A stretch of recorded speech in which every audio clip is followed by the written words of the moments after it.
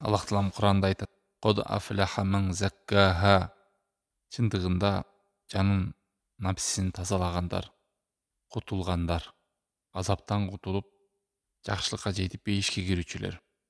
Ибн Кайым рахимахулло мына ушул аятка түшүндүрмө берип мындай дейт: мына ушул аяттан үйлүшүм болсун, жанын куткаргандардан, напсисин тазалагандардан болоюн десе, 5 амалга бекем болсун дейт. Биринчисинде адам өзүнүн барс амалдардан абалын карасын. Аллах буйруган буйруктарды өзүнө эсеп кысап кылып көрсүн.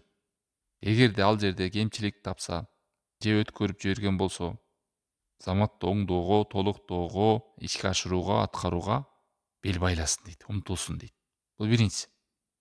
Экинчиси, эгерде күнөө иштерде жүргөн болсо, кайсы бир Аллах тыйып койгон нерсени аткарып жиберген болсо, анда заматта ал нерседен тобо кылып, кайтып, Аллах Тааламдан кечирим сурап, истигфар кылып, жакшы иштерди аткарсын, себеби ал күнөөлөрдө өчүрүп кетүүчү дейт.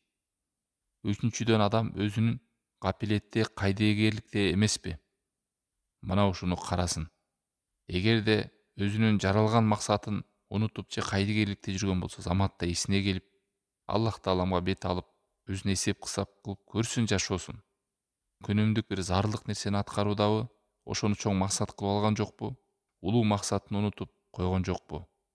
Төртүнчүдөн, эмне деп сүйлөдү, баскан турганын, кармаганын, укканын, эмне деп каалады, эмне үчүн кылды, ким үчүн кылды, кайсы себептен кылды? Бешинчиден, бул адам билиш керек, ар бир аракети, кыймылы, сүйлөгөн сөзү, мына ушул нерселер жакшысыбы, жаманыбы баары жазылып турган.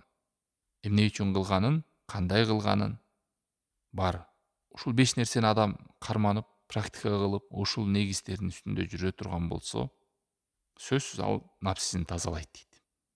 Шейх Ибн Кайым Игататул Лахфан деген китебинде эскерген.